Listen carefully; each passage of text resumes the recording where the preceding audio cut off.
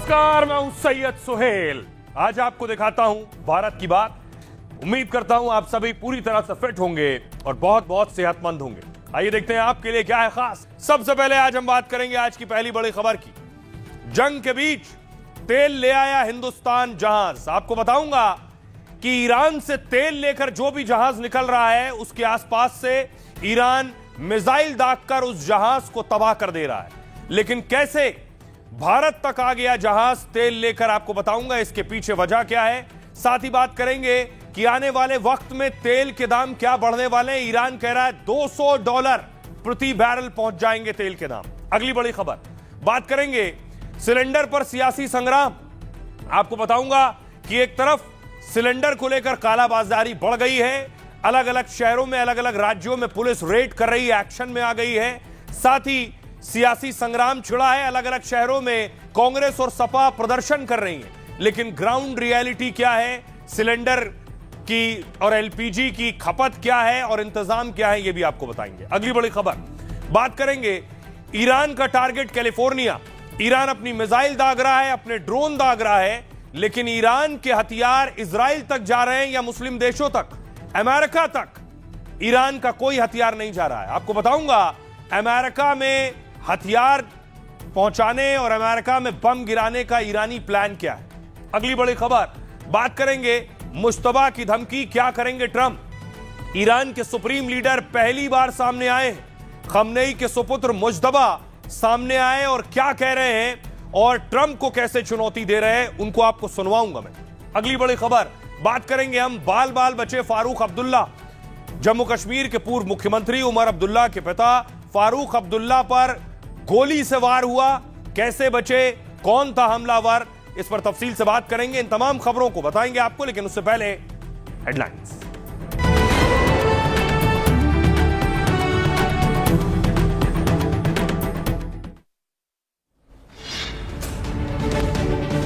समंदर में ईरान ने अमेरिकी कंपनी के तेल टैंकर पर किया हमला। धमाके के बाद उठी आग की लपटें। विदेश मंत्रालय ने कहा हमले में एक भारतीय की मौत। आईआरजीसी ने माल्टा का भी एक तेल टैंकर उड़ाया।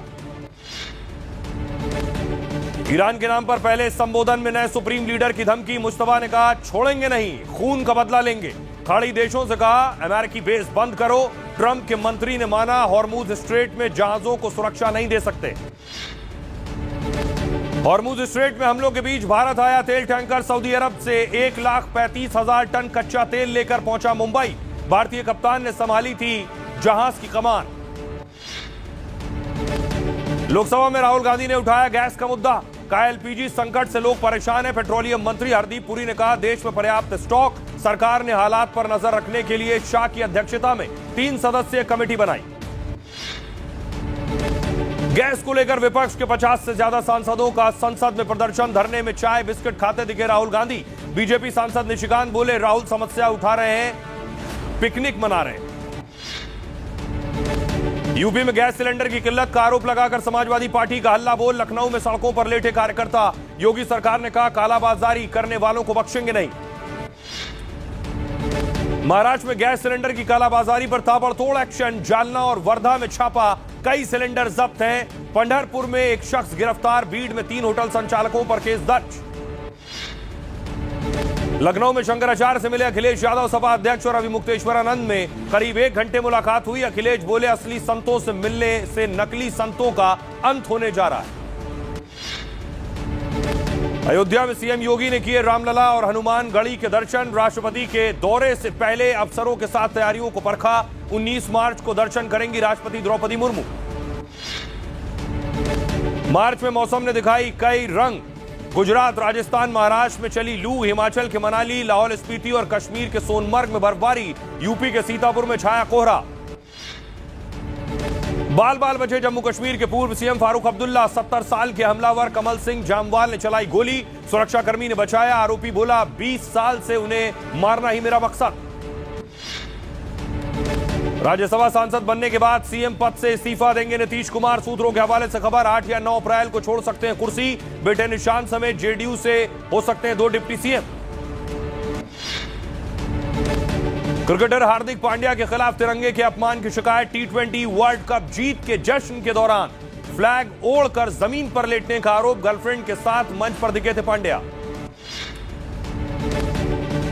महाकुंभ से फेमस हुई मोनालिसा ने बागपत के फरमान से की शादी, लव जिहाद के आरोपों को नकारा, कहा मैंने अपनी मर्जी से हिंदू रीति रिवाज से शादी की है, घर वाले बुआ के लड़के से ब्याह कराना चाहते थे।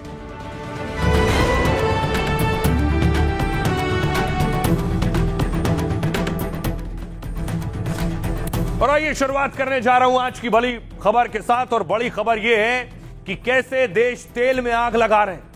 ईरानी समंदर से कैसे हिंदुस्तान आ गया है जहाज, वो आपको दिखाऊंगा, लेकिन पहले देखिए ईरान ने अमेरिकी जहाज पर अटैक किया है। अमेरिकी जहाज पर हमले के बाद देखिए पूरी तरह से तबाह और बर्बाद हो गया।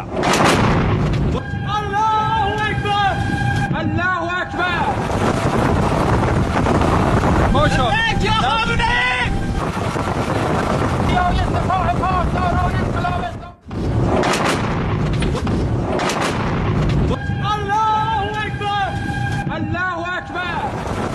ये तस्वीरें आप देख रहे हैं समंदर में, स्ट्रेट ऑफ हॉर्मूज जहां से जहाज निकलते हैं, खासतौर पे तेल के जहाज।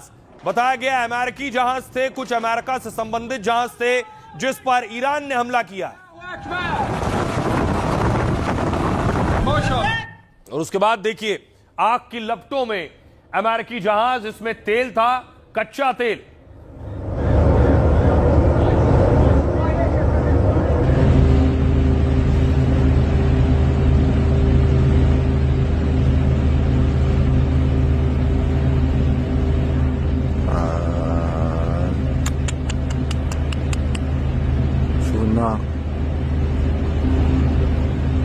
طبعا هذا نسبيتين مو وحده ولد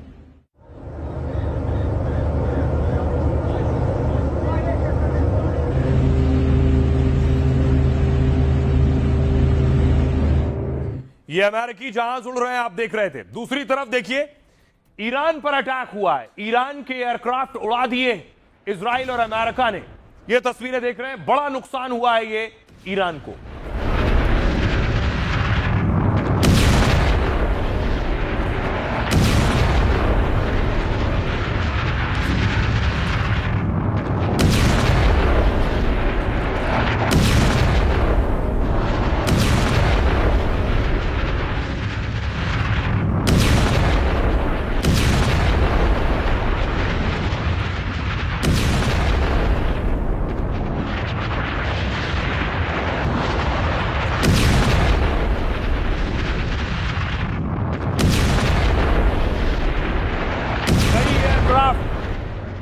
ईरानी एयरक्राफ्ट पर अटैक हुआ है। ये बहुत से एयरक्राफ्ट ईरान के तबाह कर दिए अमेरिका ने। अलग अलग जगह पर जो तैनात थे उन पर हमले हैं।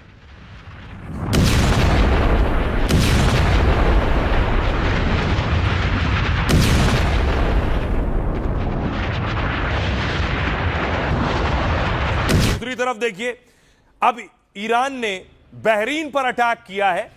तस्वीर में आपको दिखाऊं, ये आप देख रहे हैं बहरीन पर हमले की तस्वीर है। बहरीन के तेल डिपो हैं जिस पर यह हमला किया गया।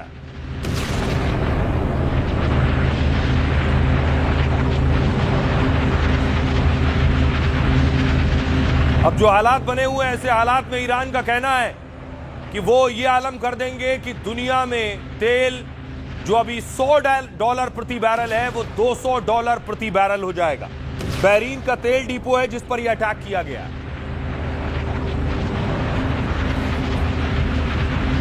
और सिर्फ बहरीन नहीं, ओमान लिए चलता हूं आपको। ये देख रहे हैं ओमान का तेल स्टोरेज है, ओमान के तेल स्टोरेज पर भी अटैक कर दिया।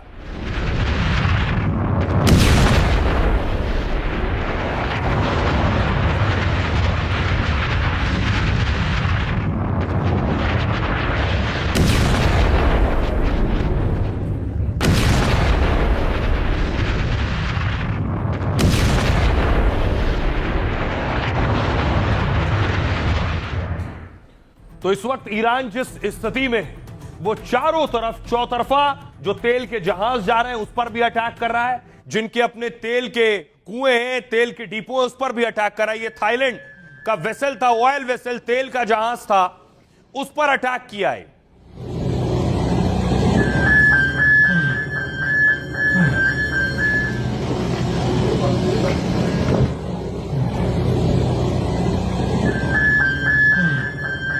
देख रहे हैं उस वेसल पर जो क्रू था उसकी हालत देख रहे हैं, वो भी जख्मी है। और इस बीच ओमान के भी एक ऑयल डिपो पर अटैक किया है ड्रोन से। ये शाहिद ड्रोन देख रहे हैं आप, शाहिद ड्रोन आसमान में और जाकर सीधे डिपो पर गिरता है।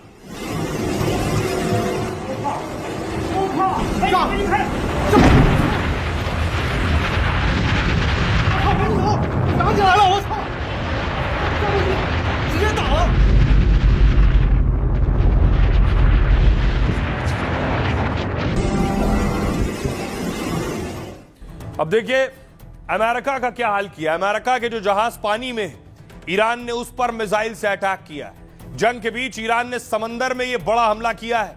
हॉर्मुज स्ट्रेट में ईरानी फोर्स जहाजों को निशाना बना रही है। फारस की खाड़ी में 2 ऑयल टैंकर को निशाना बनाया है। एक का नाम है सेफ सी विष्णु और दूसरे का नाम है जोफायरोस। टैंकर्स ट्रैकर्स के मुताबिक दोनों पर 4 लाख बैरल ऑयल था, 4 लाख बैरल।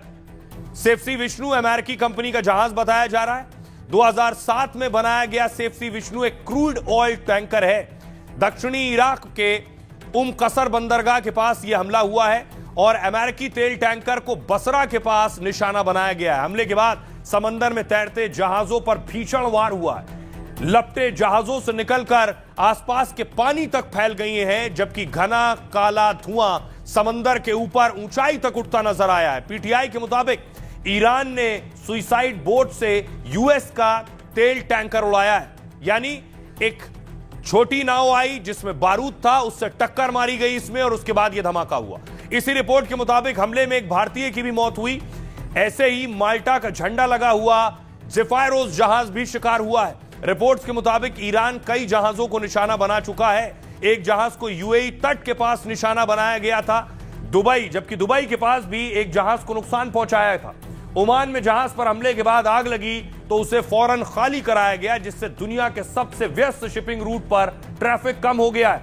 कई कंपनियां इस रूट से अपने जहाज भेजने से बच रही हैं। दावा है कि भारत के अभी भी 24 जहाज हॉर्मुज स्ट्रेट में फंसे हुए हैं। यह भी सच है।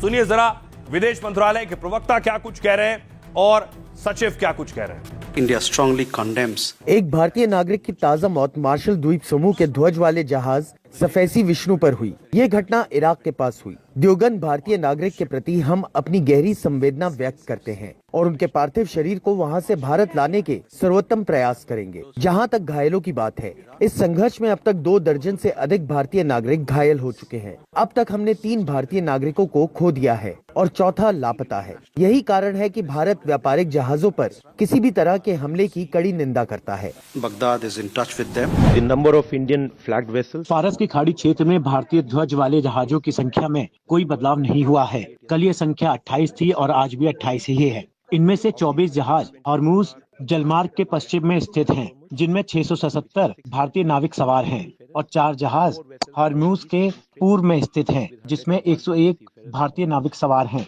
सभी भारतीय जहाजों और उनके चालक दल की सुरक्षा के लिए सक्रिय रूप से निगरानी की जा रही है। For their safety and security. अब देखिए जरा कि कैसे अमेरिकी शिप पर अटैक हो रहा है। दुनिया के दूसरे जहाज हैं उस पर अटैक हो रहा है, लेकिन भारत के लिए अच्छी खबर क्या है? भारत का तेल का जहाज आ गया मुंबई। ये देख रहे हैं, हॉर्मुज स्ट्रेट से ही निकल कर आया है। ईरान जिस समंदर में दूसरे जहाजों को तबाह कर रहा है, मार रहा है, वहीं से ये जहाज निकल कर आया और मुंबई के तट तक पहुंच गया।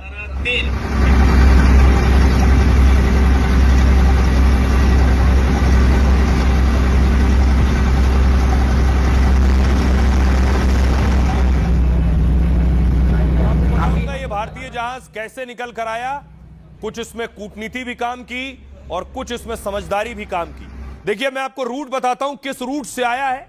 ये आप देख रहे हैं, ये फारस की खाड़ी है, यहां से निकला है और यहां से निकलकर ओमान की खाड़ी होता हुआ अरब सागर के जरिए मुंबई तक पहुंचा है। ये सऊदी अरब के रास तानूरा से निकला था और वहां से ओमान की खाड़ी अरब सागर होता हुआ सीधे पहुंचा है।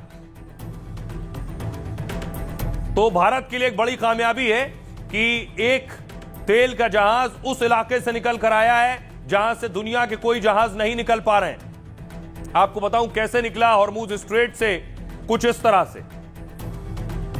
देख रहे हैं आप, इस तरह से निकला है। जंग के बीच एक जहाज सऊदी अरब से मुंबई आ गया। युद्ध के दौरान हॉर्मूज से भारत आने वाला यह पहला जहाज है, कोई दूसरा जहाज नहीं निकला। यह जहाज 1,35,000 टन कच्चा तेल लेकर भारत आया है। माना यह जा रहा है कि इससे देश में गैस तेल की सप्लाई बढ़ेगी। जिस हॉर्मूज स्ट्रेट पर ईरान करीब 20 जहाजों को निशाना बना चुका है, अमेरिका से लेकर थाईलैंड तक के जहाजों पर हमला कर दिया है, वहां मोदी की कूटनीति से खतरों के बीच भारत का जहाज सुरक्षित आ गया। खबर है कि ईरान ने भारतीय जहाजों के लिए हॉर्मूज स्ट्रेट का रास्ता खोल दिया। भारत के विदेश मंत्री जयशंकर ने 3 बार ईरानी विदेश मंत्री से बात की और ईरान से भारत के लिए हॉर्मूज का रास्ता खोलने की अपील की। मोदी सरकार की कूटनीति काम आई और हॉर्मूज में उसे रास्ता मिला है। दावा है कि अगर भारतीय जहाज इजराइल अमेरिका से जुड़े नहीं हैं तो ईरान उन्हें कोई नुकसान नहीं पहुंचाएगा बल्कि रास्ता देगा। मोदी सरकार की कूटनीति और भारतीय कैप्टन की सूझबूझ से जहाज आया। 2 हफ्ते पहले यह जहाज सऊदी अरब के पास रास तानूरा पोर्ट से चला था और हमलों से बचने के लिए जहाज ने किसी फिल्म जैसी रणनीति अपनाई है। यानी एक कूटनीति और एक और वजह जो है कैप्टन की सूझबूझ। हॉर्मूज स्ट्रेट में आते ही ऑटोमेटिक आइडेंटिफिकेशन सिस्टम जिसे AIS कहते हैं उसे कैप्टन ने बंद कर दिया। AIS क्या करता है? खास नेविगेशन, GPS, रेडियो सिग्नल प्रणाली है। अगर इसे बंद कर दिया और समंदर में जहाज है तो भी उसे ट्रैक नहीं किया जा सकता है।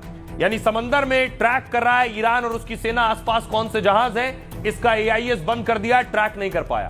हॉर्मूज स्ट्रेट पर तब ईरान चीन के अलावा सभी जहाजों पर हमला कर रहा है इस वक्त, लेकिन भारतीय कैप्टन के कदम से जहाज रडार से गायब हो गया। अगर और कैप्टन चुपचाप तेल टैंकर से लदे जहाज को हॉर्मूज से पार ले गया। जहाज अब रडार पर आया तब इसमें लाइबेरिया का झंडा लगा हुआ था और इस जरिए से यह जहाज आगे निकल पाया और फिर 12 मार्च को यह सुरक्षित मुंबई के बंदरगाह पहुंच गया। सुनिए जरा मुंबई से हमारे सहयोगी पारस दामा की रिपोर्ट। बहुत बड़ी राहत की बात सामने आई है। कच्चे तेल को लेकर पहला जहाज जो है वो मुंबई पोर्ट पर पहुंचा है। शेलोंग सुजमैक्स इसका नाम है और ये मुंबई के पास जो है इसको पार्क किया गया है। और सबसे महत्वपूर्ण बात यह है कि सूत्रों के अनुसार ये बात भी सामने आई है कि स्ट्रेट ऑफ हॉर्मूज को पार करते हुए भारत ये शेलोंग जो जहाज है, ऑयल टैंकर है, वो यहाँ पर पहुंचा है। तकरीबन जहाज में 1,35,000 मेट्रिक टन से ज्यादा कच्चा तेल है जिससे मुंबई के माहौल स्थित रिफाइनरी में भेजा जाएगा। अगर आप तस्वीरों में देखें तो ये तस्वीरों में यही वो जहाज है, शेन लॉन्ग इसका नाम है और ये कई किलोमीटर का जो रास्ता है, कई नॉटिकल माइल्स का रास्ता है, वो पार करते हुए मुंबई। तो हमारे सहयोगी रिपोर्ट देख रहे थे जो वहां मौजूद थे जब वो जहाज आ रहा था तेल का। अब सुनिए जरा विदेश मंत्रालय के प्रवक्ता क्या कह रहे हैं। पिछले कुछ दिनों में विदेश मंत्री और ईरान के विदेश मंत्री के बीच 3 बार बातचीत हुई है। अंतिम बातचीत में शिपिंग की सुरक्षा और भारत की ऊर्जा सुरक्षा से जुड़े मुद्दों पर चर्चा की गई। इसके अलावा अभी मेरे लिए कुछ भी कहना जल्दबाजी होगा। अब देखिए तेल भारत की सरजमी तक आ गया है, लेकिन गैस को लेकर बवाल भी चल रहा है और अफवाहें भी बहुत है। एक तस्वीर दिखाऊं मैं आपको, कानपुर से आई है। कानपुर में सिलेंडर भरवाने वालों की लंबी लाइन लगी हुई थी। बहुत से लोग अफवाह की वजह से बड़ी संख्या में पहुंच रहे हैं, कहीं सिलेंडर खत्म ना हो जाए, इसलिए बाकायदा कानपुर पुलिस भी मौके पर मौजूद थी। कानपुर पुलिस अनाउंसमेंट कर रही थी, ऐलान कर रही थी, सभी को मिलेगा सिलेंडर, घबराइए मत। सिलेंडर की कोई कमी नहीं है, सिलेंडर सबको मिलेगा। जैसे पहले मिलता था सिलेंडर वैसे ही मिलेगा। कल टुन्नीगंज में सुबह एक गाड़ी यहाँ से जाएगी, उधर के लोग वहीं से अपना सिलेंडर प्राप्त करेंगे और जो जिनको यहाँ पर मिलता था वो यहाँ आकर प्राप्त करेंगे। सिलेंडर की कोई कमी नहीं है। जो टुन्नीगंज से लेता था वो टुन्नीगंज जाकर लेगा। सुबह एक गाड़ी टुन्नीगंज में जाकर खड़ी होगी, वहाँ से सिलेंडर बटेगा। सिलेंडर की कोई कमी नहीं। अब देखिए सिलेंडर की कालाबाजारी भी हो रही है। पुलिस ने रेड की है और जिन्होंने स्टॉक कर रखा था सिलेंडर, वो सिलेंडर पुलिस ने बरामद किए। महाराष्ट्र की तस्वीर आप देख रहे हैं।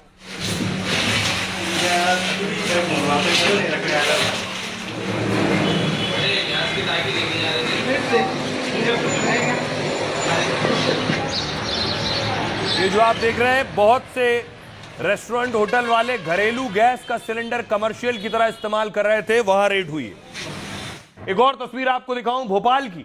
भोपाल में भी पुलिस ने रेड की है और बहुत से सिलेंडर बरामद किए हैं जो गैराज में रखे गए थे।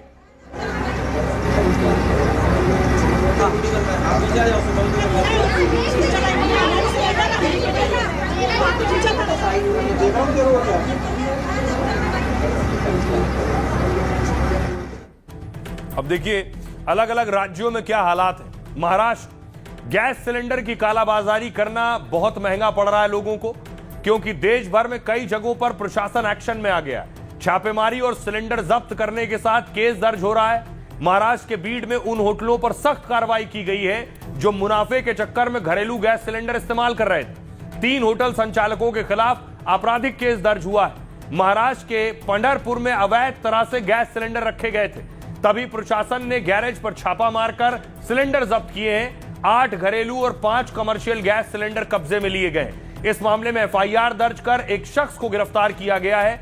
वर्धा के देवली के 10 होटलों से 11 घरेलू सिलेंडर जब्त किए गए हैं। जालना में कई होटल और रेस्टोरेंट पर प्रशासन ने छापे मारे हैं क्योंकि यहां घरेलू गैस का कमर्शियल इस्तेमाल हो रहा था। प्रशासनिक टीम ने मौके से 9 घरेलू सिलेंडर जब्त कर लिए। मध्य प्रदेश, एमपी के भोपाल और इंदौर में भी कालाबाजारी रोकी जा रही है। गैस सिलेंडर की कालाबाजारी करने पर एफआईआर के निर्देश दिए गए हैं। इंदौर कलेक्टर से ने कहा है कि निगरानी के लिए टीमें उन्होंने बना दी हैं। हर टीम में 3-3 अफसर हैं जो शहर में औचक निरीक्षण करेंगे। गुजरात के सूरत में भी प्रशासन ने जांच टीमें बना दी। 21 टीमें बनाई हैं जो सिलेंडर कालाबाजारी की जांच कर रही हैं। कई जगह एनडीटीवी के कैमरे पर प्रशासन ने लाइव रेड भी मारी है। इन अलग अलग जगहों पर यह हाल था। अब सुनिए जरा आम लोग क्या कह रहे हैं इस पर। घर पे जो गैस है वो किसी भी वक्त खत्म हो सकती है, इसलिए भैया ड्यूटी का भी नागा करना पड़ा हमको कि आज किसी ढंग से लिए। और अभी भी बताया जा रहा है कि शायद आज भी नंबर ना लगे हमारा। पहले तो ऐसा होता था कि आप आते हो, लाइन में लगते तो भी आपको मिल जाता था, बट अब ऐसे कि आप 1-2 दिन में आ रहे, 3 दिन में आ रहे तो भी आपको नहीं मिल रहा। यही है कि हम लोग रोजे में भी धूप में भी परेशान हो रहे हैं, सिर्फ इसलिए कि खाना बनाने के लिए गैस मिल जाए। बस इतना नहीं बता पा रहे कि किल्लत है या नहीं है, मिलेगा नहीं मिलेगा। आप लोग परेशान क्योंकि फोन नहीं उठा रहे ना ये लोग। सरकार से ये मांगेंगे भाई जल्द से जल्द सुविधा मतलब देने को ना हमको। तब तक के अब रमजान का महीना है। कहते हैं कि मिल रही, आराम से मिल रही। 4 दिन से लौट रहे हैं लेकिन मिली नहीं अभी तक। तो हम कल आए थे, कल भी इन्होंने शटर गिरा दिया था, कल भी नहीं दिया इन्होंने, और आज भी ऐसे कर ड्रामा। लाइन में लगने के बाद भी सिलेंडर नहीं मिल रहा है। ये देखिए डीएससी नंबर है सबके, ये सैटरडे का है।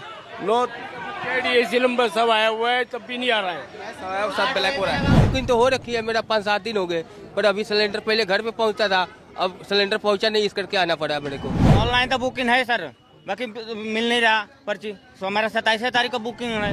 7:30 पे लगा हूँ, पर्ची मिली नहीं है। गैर के बंदे घोष देते हैं वहाँ पर। सिलेंडर मिल नहीं रहे तो भरवा के रख ले। शॉर्टेज नहीं होनी चाहिए क्योंकि ये घरेलू उपयोगी है, ये हर जन की उपयोगी है। ऑनलाइन की दुकान पे से बुकिंग करवा रहे हैं, वो तो बुकिंग पे जाओ तो बुकिंग नहीं हो रही है। लाखों करोड़ों लोग एक साथ बुकिंग कर रहे हैं, तो वो बुकिंग का जो सर्वर है वो बहुत स्लो काम कर रहा है, बहुत ज़्यादा स्लो। लोगों की एक दिन में बुकिंग नहीं हो पा रही है, जिसके कारण से लोगों में और दहशत फैल गई है कि सिलेंडर मिलेगा या नहीं मिलेगा। बाकी सब आउटलेट्स पे अभी हम लास्ट रिजर्व पे हैं। अभी 2 दिन का स्टॉक है हमारे पास सिलेंडर्स का। अब उसके बाद क्या होगा अभी कुछ क्लैरिटी नहीं है। सिलेंडर की सप्लाई है वो भी ठीक अभी तक तो चल ही रही है। सिलेंडर वाला कुछ ऐसा भी बोल नहीं रहा कि कुछ ऐसी दिक्कत हो गया। तक तो मुझे कोई नहीं है, जो दे के आता है मेरा डिलीवरी पर्सन, वो वाला कोई दिक्कत नहीं। हाँ ये है कि वो दिन में नहीं आकर के वो रात में दे के आ रहे हैं, जिससे लोग उससे परेशान ना करें। तकलीफ हो रही है लेकिन हो रहे आदमी लोग बड़ा के काम कर रहे हैं। लोगों को आप सुन रहे हैं, लोग अपनी परेशानी का हाल बयां कर रहे हैं। दूसरी तरफ इस पर सियासत भी हो रही है। सियासतदान क्या कर रहे हैं, प्रोटेस्ट कर रहे हैं। तस्वीर देखिए जरा। आज पार्लियामेंट में भी प्रदर्शन की तस्वीर आई। राहुल गांधी खुद सिलेंडर के साथ बैठे थे।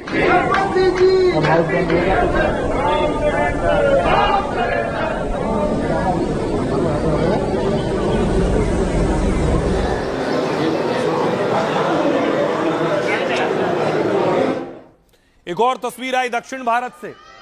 प्रदर्शनकारी सिलेंडर पर मातम मना रही थी महिलाएं।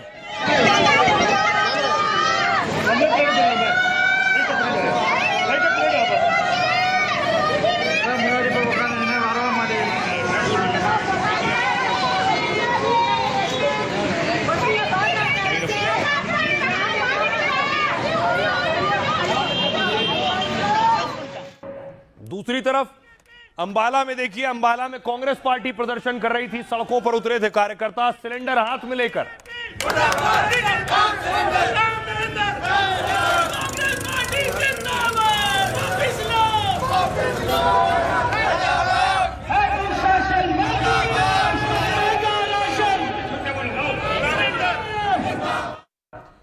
तो कांग्रेस कार्यकर्ता हाथों में सिलेंडर और चूल्हा लेकर प्रदर्शन कर रहे थे। राहुल गांधी क्या कह रहे हैं इस पर?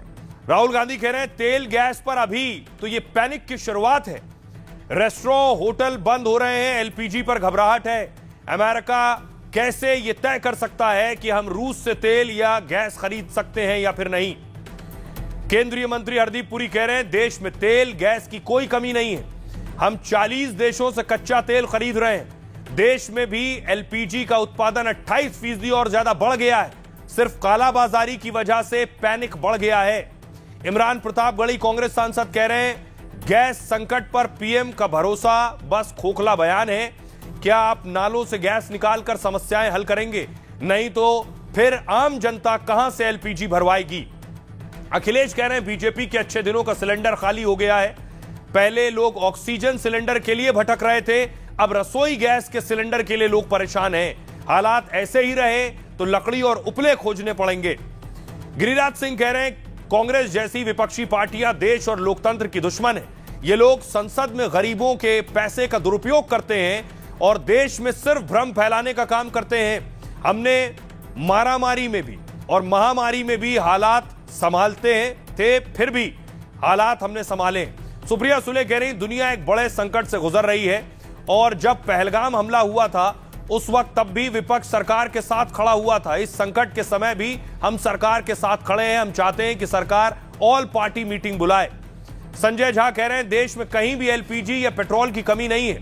कुछ लोग एक साथ 4-4 सिलेंडर घर में रख रहे हैं, इसी वजह से समस्याएं पैदा हो रही हैं। आपने सुना, अब सुनिए जरा उन्हीं की जुबानी वो क्या कह रहे हैं। सियासतदान रेस्टोरेंट बंद हो रहे हैं, एलपीजी को लेकर दहशत फैली हुई है और जैसा कि मैंने कहा ये तो बस शुरुआत है। मैं ये बात हल्के में नहीं कह रहा हूँ, लेकिन क्या अमेरिका को यह तय करने दिया जाए कि हमें किससे तेल खरीदना है, किससे गैस खरीदना है? यही सौदा हुआ है क्या? ये अफवाह फैलाने या झूठी बातें करने का समय नहीं है। भारत इतिहास में सबसे गंभीर ग्लोबल एनर्जी दिक्कत से गुजर रहा है। फ्यूल सप्लाई हो रही है, घरों और खेतों के लिए गैस को प्राथमिकता दी जा रही है। एलपीजी प्रोडक्शन 28% बढ़ा दिया गया है। कंज्यूमर प्राइस मार्केट ट्रेंड और कॉम्पिटिटर की तुलना में बहुत कम रखे जा रहे हैं। स्कूल खुले हैं, फ्यूल स्टेशनों पर पेट्रोल मिल रहा है। भारत को एनर्जी वर्कर्स और देश के हित के पीछे एकजुट होना चाहिए। भारत सरकार के गलत फैसले की वजह से आज लोगों को लकड़ी पे खाना बनाना पड़ रहा है, घरों में भट्टी बनानी पड़ेगी, चूल्हे तैयार करने पड़ेंगे। जो कमी है एलपीजी नहीं मिल पा रहा है, उपलब्ध नहीं हो पा रहा, उसकी पूरी जिम्मेदारी भारत सरकार और उत्तर प्रदेश सरकार की थी। ये दोनों अपनी जिम्मेदारी से भाग रहे हैं, उसकी वजह से ये इतना बड़ा संकट पैदा हुआ है। 2004 से 14 तक ही यदि आप देखें तो गैस की लाइन जो है एक महीने हुआ करती थी। गैस अमीरों का साधन हुआ करता था। और यदि मान लीजिए आपको लगता है कि कोई संकट है, उस संकट में भारत एक साथ एकत्रित होगा कि इस तरह से जो है पार्टीशन पॉलिटिक्स करेगा? आपको पता है कि कितने लंबे लाइन चल रहे हैं आजकल एलपीजी सिलेंडर के लिए। कुछ रेस्टोरेंट से कहा कि हमें जो कुछ हमें कुक करना पड़ता है उसके लिए हमें गैस नहीं है, इसलिए आपको शायद चाय मिल जाएंगे लेकिन डोसा नहीं। हमें ये किस्म की बातें हो रही हमारे देश में। ये सब एक भटकाने की और पैनिक क्रिएट करने की कोशिश है और मैं लोगों को यही कहूंगी कि प्रधानमंत्री श्री नरेंद्र मोदी जी में पूरा विश्वास रखें। कभी कांग्रेस की सरकार थी तो माननीय मोदी साहब किस तरह से बात करते थे, कैसे तालियां बजाते थे और किसको जिम्मेदार ठहराते थे। इस वक्त कौन जिम्मेदार है वो पहले तय करें। देश में कहीं भी एलपीजी का पेट्रोल का कहीं कोई क्राइसिस नहीं है। थोड़ा बहुत जो समस्या आ रहा है, जो ये रूमर फैला रहे हैं, अफवाह फैला करके होर्डिंग करने का कोशिश कर रहा है। क्या हमारे फ्लोर ऑफ द हाउस में यही पेट्रोलियम मिनिस्टर ने नहीं कहा कि 72 दिन का हमारे पास रिजर्व है? तो अगर रिजर्व था तो इस तरीके की किल्लत क्यों पड़ रही है? तो ये सारी जवाबदेही और चिंता का विषय है कि अभी तो रेस्टोरेंट्स और होटल्स का कारोबार ठप हो रहा है, फिर घरों में जो सिलेंडर हैं वो मिलेंगे नहीं तो जनता क्या करेगी? क्या खाना पीना सब फूड सिक्योरिटी, एनर्जी सिक्योरिटी तो प्रॉब्लम है, फूड सिक्योरिटी की भी दिक्कतें आएंगी। अब देखिए सवाल यह है कि अगर बहुत से लोग जिन्हें सिलेंडर नहीं मिल रहा है, वाकई गैस नहीं मिल पा रही है, तो उसका विकल्प क्या है, लोग क्या कर रहे हैं? ये आप देख रहे हैं इंडक्शन की बिक्री बढ़ गई है। इंडक्शन चूल्हे ऑनलाइन भी खरीदे जा रहे हैं और लोग जाकर दुकानों से भी खरीद रहे हैं। दिल्ली की तस्वीर आप देख रहे हैं।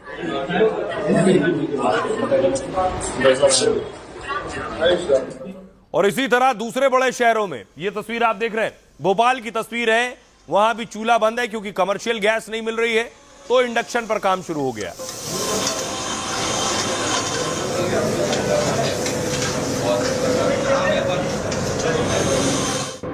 अब देखिए एलपीजी के कई विकल्प हैं। बहुत से एक्सपर्ट्स क्या कह रहे हैं और बहुत से लोग उसे अपना भी रहे हैं, क्योंकि परेशानी और समस्या कभी भी कहीं भी आ सकती है। इंडक्शन कुकटॉप इसे कहते हैं। इंडक्शन कुकटॉप आज के दौर में बहुत लोकप्रिय भी है। यह बिजली से चलता है, जिस पर रोटी सब्जी बन सकती है। किचन में ये एलपीजी का सस्ता और आसान विकल्प है। आधे घंटे तक खाना पकाने में 1 यूनिट बिजली लगती है इसमें। कई ई कॉमर्स प्लेटफॉर्म पर भी इसकी बिक्री कई गुना बढ़ गई है इस वक्त। अगला है सोलर कुकर। सोलर कुकर में धूप से खाना पकाया जा सकता है। इसमें चावल, दाल और सब्जी बनाई जा सकती है। एक बार निवेश करेंगे तो गैस, बिजली कुछ नहीं लगेगा इसमें। यह है इलेक्ट्रिक प्रेशर कुकर। यह बेहद कम बिजली की खपत पर काम करता है। इसमें भी चावल, दाल और सब्जी बनाई जा सकती है। इसमें खाना बनाने में 1.25 घंटे में 1 यूनिट बिजली लगती है। या फिर छोटे शहरों में, गांव में, ग्रामीण क्षेत्रों में खाना पकाने का सबसे अहम इंतजाम, जिस पर खाना बनाना सस्ता होता है। और कहते हैं कि क्योंकि चूल्हे पर खाना कंडे या उपले और लकड़ी से बनता है। गांव में तो आसान है, लेकिन शहर में छत पर चूल्हा रख सकते हैं। ये कुछ उपाय हैं। सुनिए जरा एक्सपर्ट्स क्या कह रहे हैं। एक सिवात साहब, 7 से लेकर 74 दिन का आपने ऑयल स्टोर कर रखा है, कम से कम 30 दिन की आपने गैस कर रखी है। आपने अभी वो 24 एंटिटी से 40 कर दी। रशिया से आपने ऑयल खरीदना कभी बंद नहीं किया। इतना प्रेशर आने के बाद भी, हाँ, अब ये इवॉल्विंग सिचुएशन है। ये किसी ने नहीं सोचा था स्टेट ऑफ हार्मुज ब्लॉक पर। तो ये इंटरनेशनल प्रॉब्लम है। मुझे लगता है आज की तारीख में हम बहुत बेटर प्रिपेयर्ड हैं, मगर ये कभी भी नहीं होता कि इससे कुछ नहीं करते थे। 4 चीजें और करने की जरूरत है। हमें अभी और ऑयल की एंटिटी को एक्सप्लोर करें। हम रशिया से और ज्यादा ऑयल लें, और मिडिल ईस्ट हो सकता है 1-2 महीने तक के लिए बंद रहे। ये सोचना कि ये प्रॉब्लम दूर जल्दी हो जाएगी, नहीं होगी। दूसरा, कहीं ना कहीं बात हो रही है खर आइलैंड और अबू मूसा आइलैंड लेने की। हो सकता है अमेरिका इसको खोल ले, पर मुझे लगता है कि इसके खुलने के चांस नहीं है। दूसरा, जो गैस है, वो जो हमारे डोमेस्टिक टर्मिनल है उनमें गैस बढ़ाएं, क्योंकि बाहर से गैस मिलनी मुश्किल है आज की तारीख में। अब देखिए गैस और तेल के हालात क्या है, मैंने आपको बताया। देश में स्थिति बिल्कुल सामान्य है। सरकार का यह दावा है कि अफवाह ज्यादा है, लेकिन ईरान क्या कह रहा है? ईरान कह रहा है वो कोई भी जहाज निकलने नहीं देगा, तेल के जहाज, जितने जहाज फंसे हुए हैं। और ईरान का कहना है वो तेल के दाम $200 कर ही मानेगा। ये सारे जहाज फंसे हुए हैं, आप देख रहे हैं। हॉर्मुज स्ट्रेट में लाइन से आपको जहाज ही जहाज दिखाई दे रहे हैं। दूसरे देशों के जहाज हैं जो खड़े हैं, इंतजार कर रहे हैं कई दिनों से।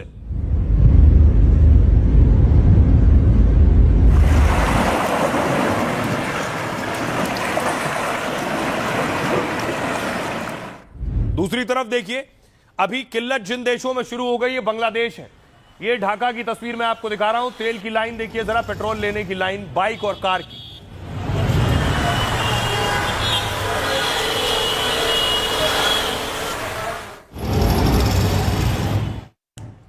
अब देखिए तेल इस वक्त $100 पार है। क्या तेल 200 पहुंचेगा? कच्चे तेल की कीमत $200 प्रति बैरल तक पहुंच सकती है। जंग के 12वें दिन यह चेतावनी ईरान ने पूरी दुनिया को दी है। ईरान के सैन्य प्रवक्ता इब्राहिम जुल्फकारी ने बड़ा बयान दिया है। उन्होंने कहा अमेरिका ने क्षेत्रीय सुरक्षा को अस्थिर किया है। ईरान ने कहा है कि अब वो केवल जवाबी हमले तक सीमित नहीं रहेगा, बल्कि विरोधियों के खिलाफ लगातार सैन्य कार्रवाई जारी रखेगा। अमेरिका, इजराइल और उनके सहयोगियों तक तेल भी पहुंचने नहीं देगा।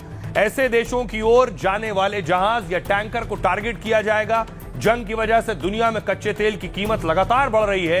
अंतर्राष्ट्रीय बाजार में तेल $101 प्रति बैरल से ऊपर पहुंच गया है। ब्रेंट क्रूड ऑयल के दाम लगभग 20% की तेजी देखी गई है। यह बढ़ोतरी इंटरनेशनल एनर्जी एजेंसी के दखल के बावजूद हो रही है। एनर्जी एजेंसी ने 40 करोड़ बैरल तेल जारी करने की योजना बनाई है। यह तेल 32 देशों में पहुंचेगा, लेकिन बाजार की चिंता कम नहीं हुई है। अब सवाल यह है कि तेल की कीमत $200 प्रति बैरल तक पहुंचेगी क्या?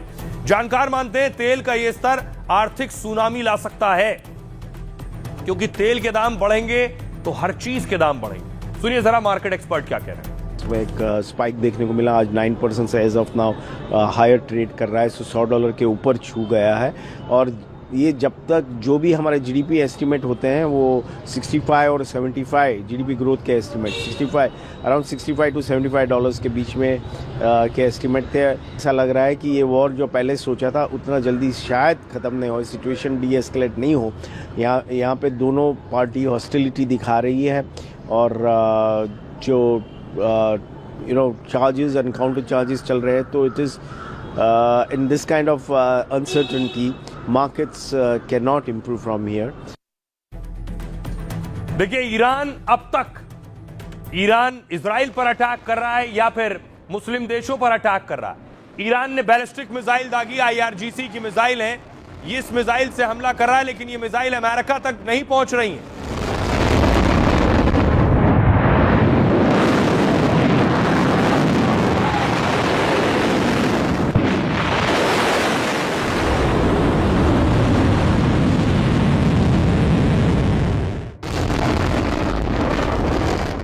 अब तक ईरान जो अटैक कर रहा है वो अमेरिका के जो बेस हैं उन पर जाकर हमले हो रहे हैं। ये अमेरिकी बेस पर हमला है, ये दावा किया जा रहा है। ये जो ठिकाना है ये कुवैत में है और मिलिट्री टारगेट है, यानी यहां अमेरिका के सैन्य और सैन्य अफसर उनका ठिकाना हो सकता है, उस पर अटैक किया है।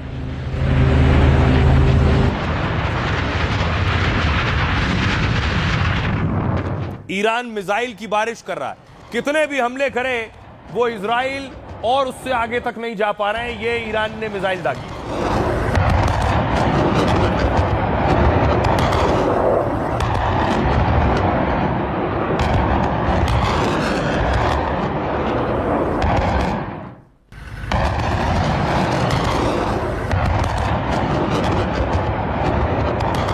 इसी तरह के एक हमले में देखिए, ये आप देख रहे हैं इजराइल की बिल्डिंग, ऊपर से मिसाइल गिरी है और कई फ्लोर तक सीधे नीचे तक गड्ढा हो गया है। छतें फाड़कर ये मिसाइल अंदर घुसी।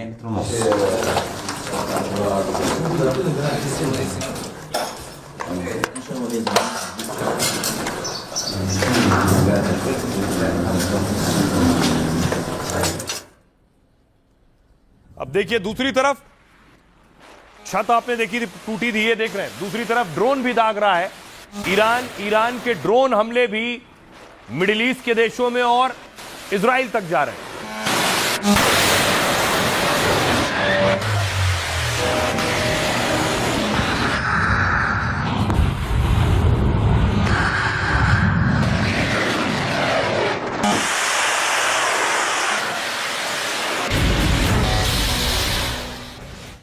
दूसरी तरफ देखिए वो ड्रोन तैयार हो गए हैं जो यूक्रेन दावा कर रहा है कि शाहेद ड्रोन को मारने में सक्षम है।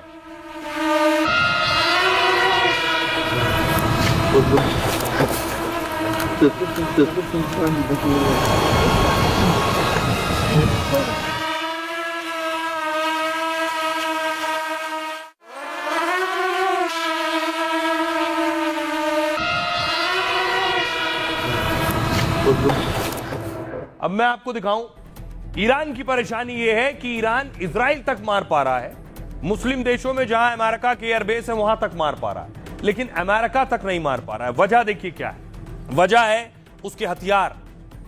ईरान कैलिफोर्निया मारना चाहता है, लेकिन तेहरान से मिसाइल दागेगा तो देखिए कैलिफोर्निया पहुंचेगी 12,000 किलोमीटर दूर है।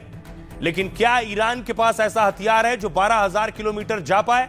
देखिए मिसाइल कौन सी, ईरान के पास सेजेल और खाइबर जैसी मिसाइलें हैं और इनसे वो इजराइल और मिडिल ईस्ट में तबाही मचा रहा है, लेकिन इन मिसाइलों की रेंज सिर्फ 2,500 किलोमीटर है। देखिए यहां से उड़ेगी और रास्ते में गिर गई, आगे नहीं बढ़ पा रही।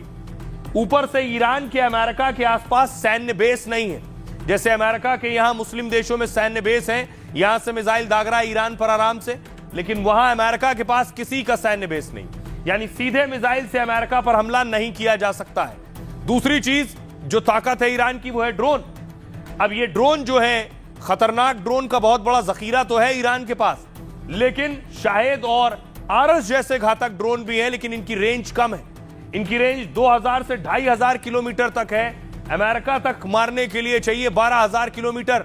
सीधे 12000 किलोमीटर दूर टारगेट तबाह नहीं कर सकते हैं ड्रोन। इसके अलावा युद्धपोत है। ईरान के पास करीब 100 युद्धपोत बताए जाते हैं और 50 को अमेरिका ने तबाह कर दिया, ऐसा उसने दावा किया है। जो 50 वॉरशिप है उनका अमेरिका तक पहुंचना मुश्किल है, क्योंकि अमेरिका युद्धपोत और एयर डिफेंस तैनात पहले से उसने कर रखे हैं, जो हर तरफ से ईरानी खतरे को नाकाम कर सकते हैं। तो वहां तक पहुंचना मुश्किल है। अब सवाल यह है कि क्या विकल्प है उसके पास। अमेरिका ने क्योंकि डिफेंस सिस्टम भी लगा रखे हैं, आप देख रहे हैं दक्षिण कोरिया में जो अमेरिकी डिफेंस सिस्टम था थाड, जो 22,000 करोड़ रुपए का आता है, वो अमेरिका ने वहां से हटा लिया है और मिडिल ईस्ट में इनकी तैनाती कर दी है।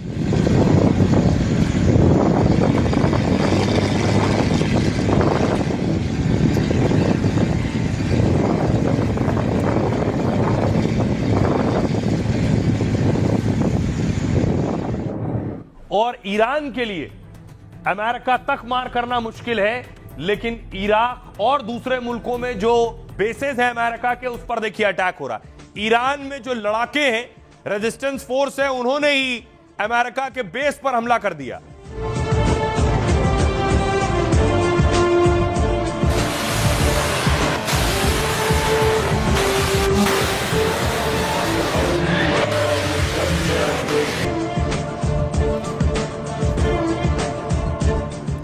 अब देखिए कौन सा तरीका है ईरान के पास अमेरिका में अटैक करने का। कैलिफोर्निया में एआई जनरेटेड वीडियो है, आपको समझाने के लिए बनाया गया है कि उसका दावा यह है कि अपना पानी का जहाज अमेरिका के पास तक ले जाए और वहां से फिर ड्रोन से अटैक करे अमेरिका पर।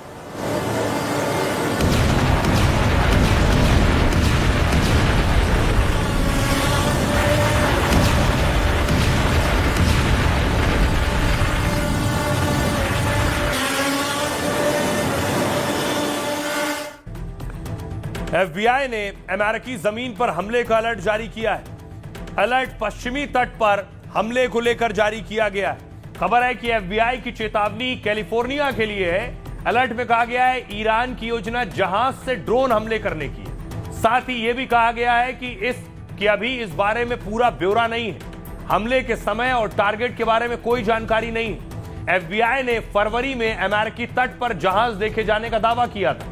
उस जहाज से ड्रोन का इस्तेमाल करके हमला करने की कोशिश हुई। अलर्ट को लेकर ट्रंप से सवाल हुए तो उन्होंने कहा मुझे चिंता नहीं है। हालांकि अमेरिकी मीडिया में दूसरी तरह के दावे भी किए गए हैं। कई मीडिया संगठनों ने इस खतरे को विश्वसनीय नहीं बताया है। उनके अनुसार यह चेतावनी सिर्फ एहतियात के तौर पर दी गई है। इस वक्त कैलिफोर्निया में ऑस्कर अवार्ड समारोह चल रहा है और 15 मार्च को लॉस एंजलिस में ऑस्कर अवार्ड्स का ऐलान होगा। अलर्ट के बाद आयोजकों ने इवेंट की जगह की सुरक्षा बढ़ा दी है।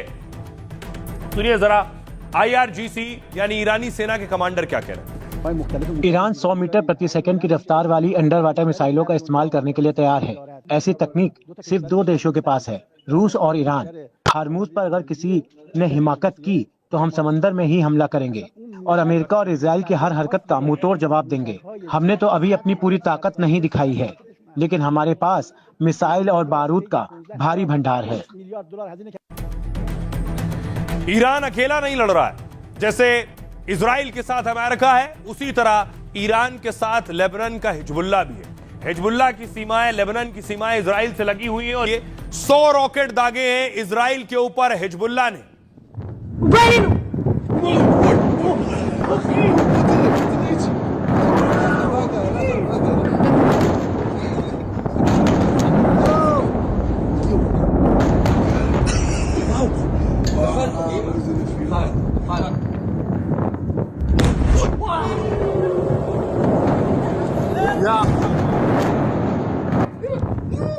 दूसरी तरफ इजराइल भी लेबनान पर अटैक कर रहा है। ये आप देख रहे हैं बेरूत में, लेबनान के बेरूत में ये इमारत है, इजरायली हमले में गिरी।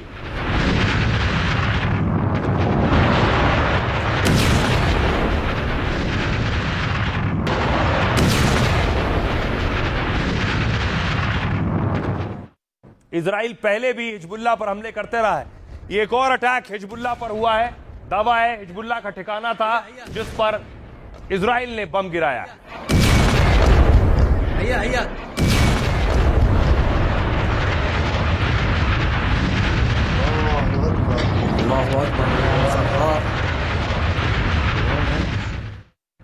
अमेरिका भी अपने बड़े विमान, बड़े फाइटर उतार रहा है। एक ये तस्वीर आप देख रहे हैं, अमेरिकी विमान आसमान में ईंधन भर रहा है।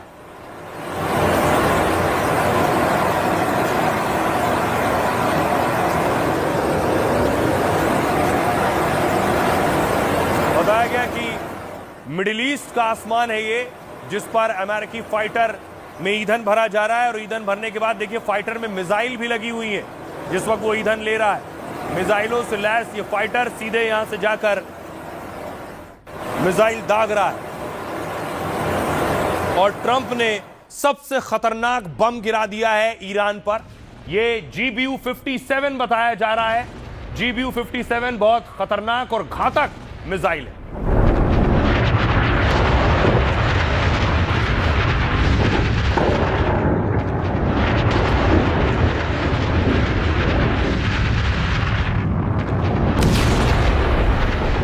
GBU-57 ये जो आप धमाका देख रहे हैं, ये वहां मिसाइल दागी जाती है जहां बंकर हो और बंकर के अंदर कुछ हो। तो क्या ये ईरान का बैलिस्टिक मिसाइल सिटी या ड्रोन सिटी जैसे कोई ठिकाना हो सकता है जिसपे GBU जैसी मिसाइल दागी गई?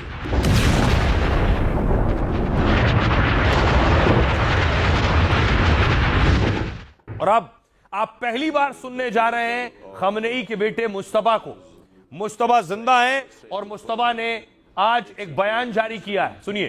It's important to continue the closure of Hormuz Strait or the Strait of Hormuz. Also, he said the path of the war or the route of the war will continue. देखिए जरा मुश्तबा घायल है, क्या कह रहे हैं वो अपने बयान में और क्या कह रहे हैं। मुश्तबा खमनेई ईरान के नए सुप्रीम लीडर का पहला बयान आया है। मुश्तबा खमनेई ने ट्रंप को खुली धमकी दी है, कहा अमेरिका से शहादत का बदला लिया जाएगा, ईरानी बच्चों की मौत का हर हाल में बदला लेंगे। हम मिडिल ईस्ट के अपने पड़ोसियों से दोस्ती चाहते हैं, इसलिए खाड़ी देश अमेरिकी बेस को पूरी तरह बंद करें, नहीं तो अमेरिकी बेस पर हमारे हमले जारी रहेंगे। जरूरत पड़ी तो हमारे पास दूसरे सैन्य विकल्प भी हैं। हॉर्मुज स्ट्रेट अभी बंद ही रहना चाहिए। ईरान न्याय और शांति की राह पर चलता रहेगा, लेकिन दुश्मनों पर जवाबी कार्रवाई से पीछे नहीं हटेगा।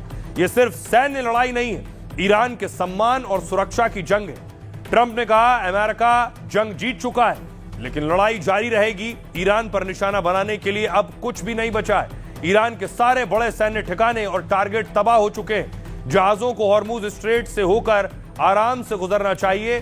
हमने ईरान के सभी नेवल माइन को खत्म कर दिया है। उनकी पूरी नेवी ताकत को हमने समंदर में डुबो दिया है। हमारे पास दुनिया की अब तक की सबसे बड़ी सेना है। उन्होंने दुनिया को 47 साल तक नुकसान पहुंचाया, लेकिन अमेरिका के ऊर्जा मंत्री ने हॉर्मुज में सुरक्षा देने से इनकार किया। कहा अमेरिका हॉर्मुज में तेल टैंकरों को सैन्य सुरक्षा नहीं देगा। हमारी नौसेना अभी टैंकरों को एस्कॉर्ट करने के लिए तैयार नहीं है, क्योंकि हमारा पूरा फोकस ईरान और वहां के टारगेट्स हैं। सुनिए मुश्तबा खमनेई और ट्रंप को। It's important to continue. Iran अपने पड़ोसी देशों के साथ दोस्ती चाहता है और उसका निशाना सिर्फ उन देशों में मौजूद अमेरिकी सैन्य अड्डे हैं। हमारे इन 15 पड़ोसी देशों के साथ अच्छे संबंध रहे हैं। हमने सिर्फ वहां मौजूद सैन्य ठिकानों को निशाना बनाया और हम ऐसा आगे भी करते रहेंगे। मिडिल ईस्ट में मौजूद अमेरिकी सैन्य अड्डों को बंद कर दे, नहीं तो उन पर हमले जारी रहेंगे। अमेरिका और इजराइल को ईरान पर किए गए हमलों की भरपाई करनी होगी। अगर हमें यह भरपाई नहीं मिली तो उन्होंने हमारा जितना नुकसान किया है उतना ही हम उनकी संपत्ति को तबाह करेंगे। हम कभी पीछे नहीं हटेंगे। हम अपने शहीदों का बदला लेंगे, सिर्फ अपने सुप्रीम लीडर का ही नहीं बल्कि हर उस नागरिक का भी जिसने इस हमले में अपनी जान गंवाई। ईरानी बच्चों के खून का हिसाब लिया जाएगा और मौजूदा हालात में हॉर्मुज स्ट्रेट का रास्ता भी नहीं खोला जाएगा। अमेरिका ने ईरान के साथ चल रहे युद्ध में निर्णायक जीत हासिल कर ली है। जंग शुरू होने के बाद हमने पहले ही घंटे में जीत हासिल कर ली थी, मगर लक्ष्य हासिल करने तक हम पीछे नहीं हटेंगे। हमने उनकी नौसेना, वायुसेना और सभी एंटी डिफेंस को खत्म कर दिया है। किसी ने ऐसा पहले कभी नहीं देखा होगा। हमने एक रात में उनके सभी माइन शिप खत्म कर दिए। अब तो जहाजों को आराम से हार्मुज स्ट्रेट से इस्तेमाल करना चाहिए।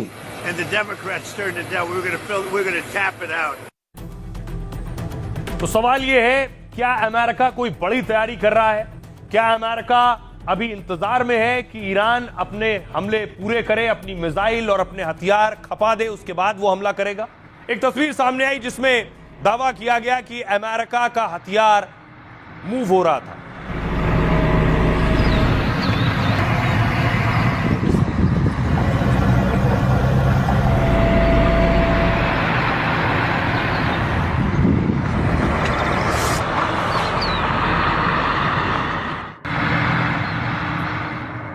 दूसरी तरफ इजराइल पर आरोप लगा, इजराइल ने ईरान में दिव्यांग बच्चों का जो सेंटर था उस पर अटैक किया है। मानसिक दिव्यांग बच्चे थे, उस सेंटर पर अटैक किया, बच्चे सो रहे थे। इन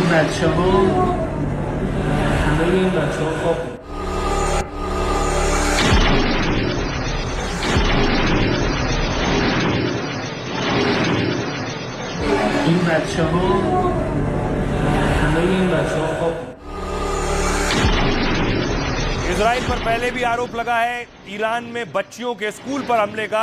इसके बाद ईरान ने एक अटैक किया है, ईरान ने पल्स बम से अटैक किया है इजराइल पर। ये वो तस्वीरें सामने आई हैं।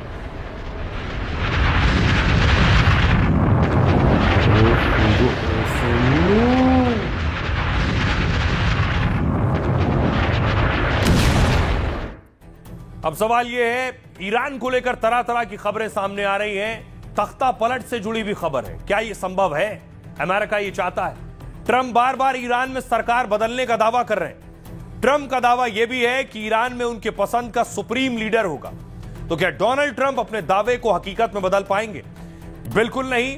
ईरान में सरकार नहीं गिरा पाएगा अमेरिका।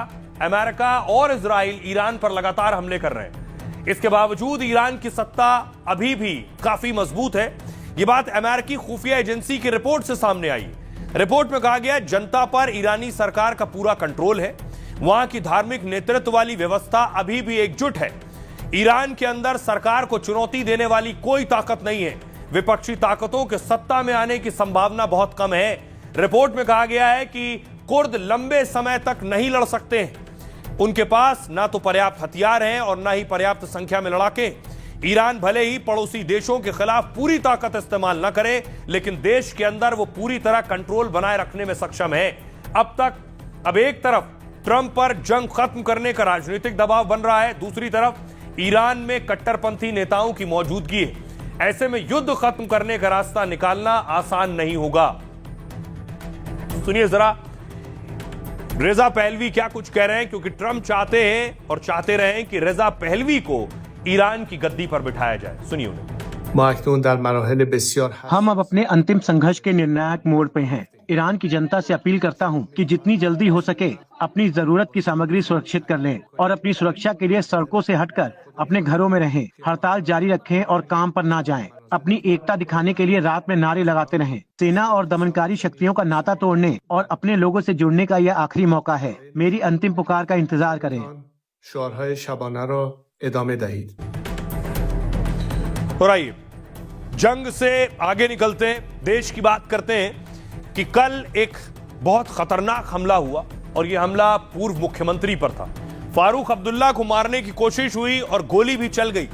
सीसीटीवी तस्वीर मैं आपको दिखाऊं उस प्रोग्राम की जिस कार्यक्रम में शामिल हो रहे थे फारूक अब्दुल्ला। पीछे देखिए, एक शख्स उनके पीछे से आता है और फायर करता है।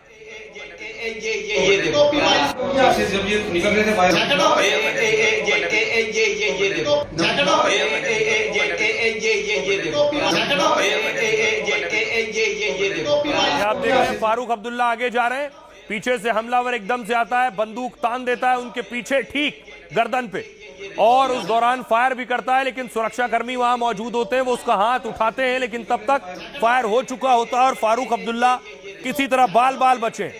और उसके बाद जो आरोपी मौजूद था उस आरोपी के साथ मारपीट होती है। आरोपी की उम्र 60 साल से ज्यादा है।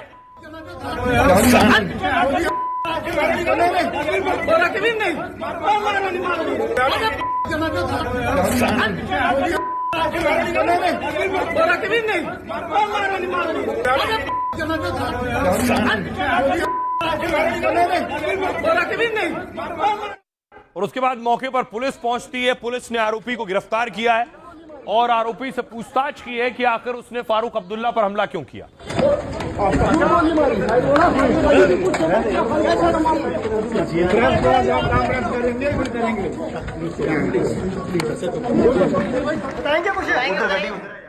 और उसके बाद खुद फारूक अब्दुल्ला की पार्टी नेशनल कॉन्फ्रेंस ने आज प्रदर्शन किया है।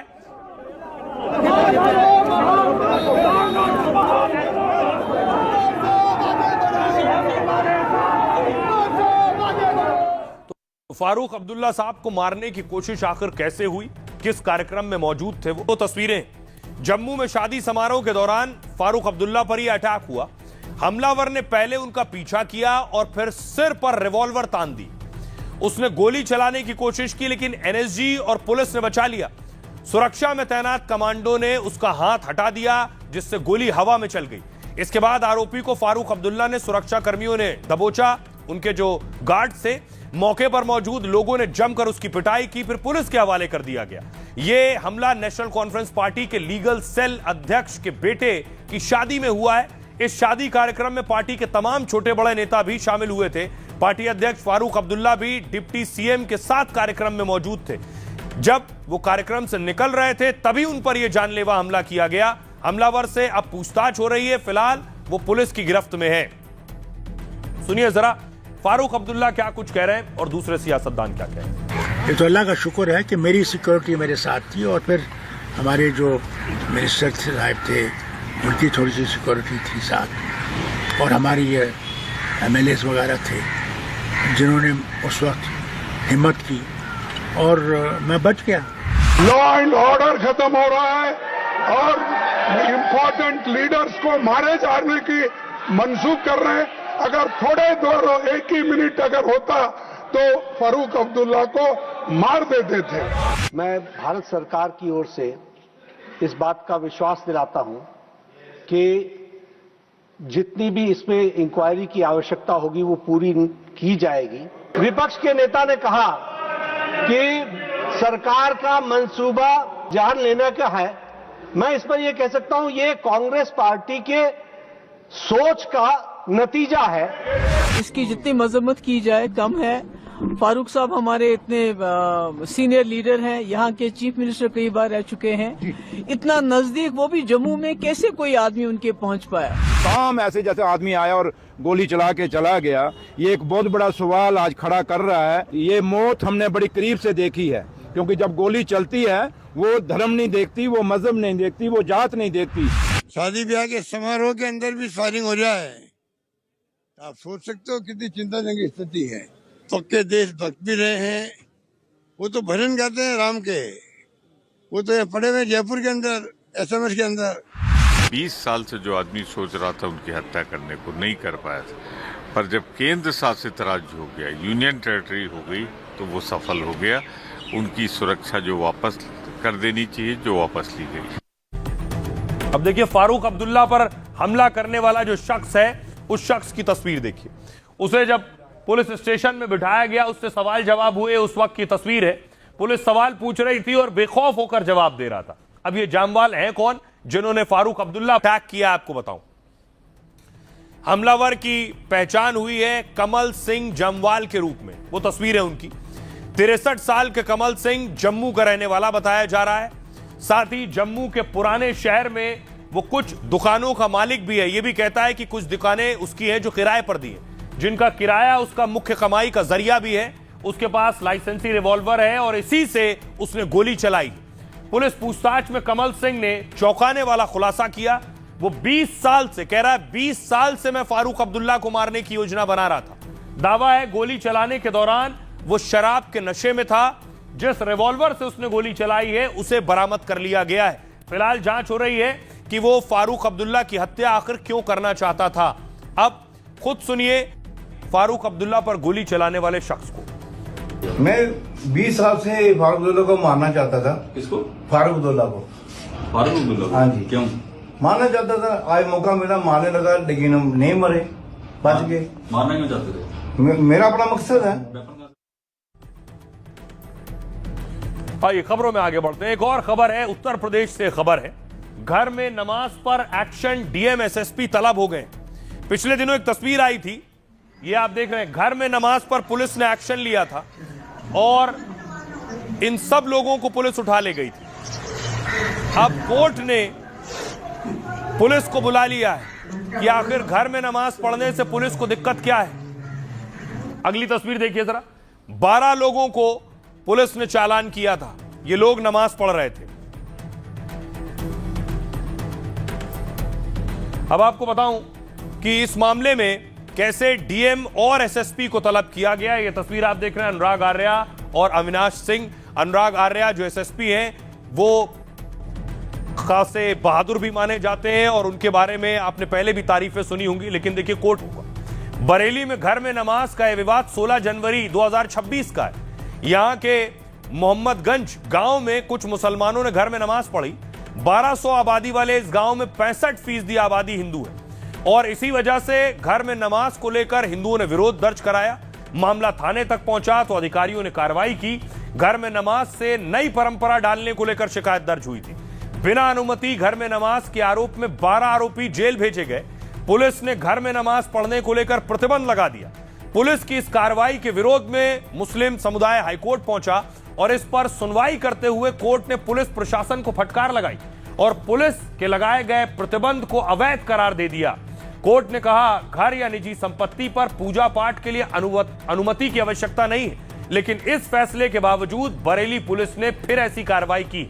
निजी मकान की छत पर नमाज को लेकर पुलिस ने एक्शन लिया है। इस कार्रवाई के विरोध में फिर एक पक्ष इलाहाबाद हाईकोर्ट पहुंच गया और इसमें पुलिस पर हाईकोर्ट के फैसले को न मानने का आरोप लगाया गया। इस मामले में कोर्ट ने अवमानना के आरोप में डीएम एसएसपी को नोटिस दे दिया है। 23 मार्च को दोनों अधिकारियों को कोर्ट में पेश होने को कहा गया है। कोर्ट ने कहा है कि दोनों अधिकारी खुद अवमानना के मामले में पेश होंगे। ऐसा नहीं किया तो उनके खिलाफ गैर जमानती वारंट जारी किया जाएगा। फिलहाल इस मामले की अगली सुनवाई 23 मार्च को हाईकोर्ट में होगी। आइए अब बारी है लाइफ का फंडा की। क्या है खास? कुछ परेशानियों के दूर होने में वक्त लगता है, इसलिए हर समस्या का तुरंत समाधान ना हो तो घबराना नहीं चाहिए। एक संत ने ऊंट वाली कहानी से परेशानी से लड़ने का बड़ा फंडा दिया।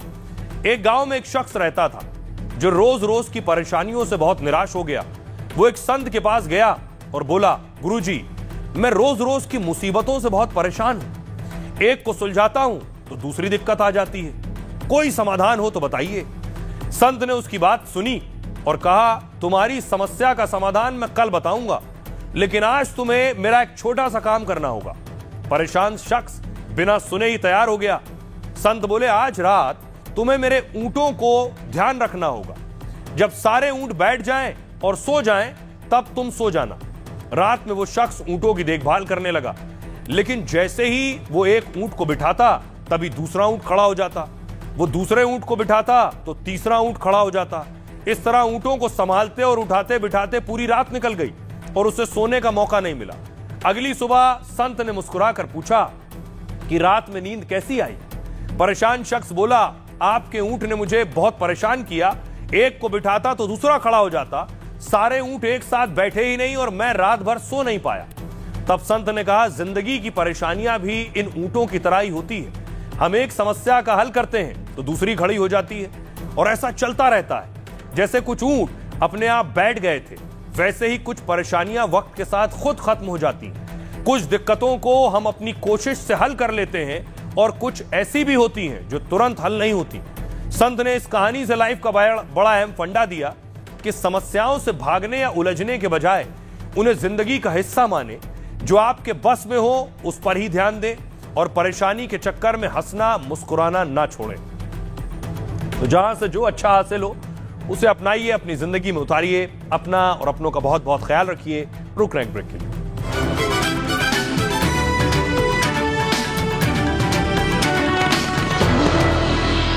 Co-present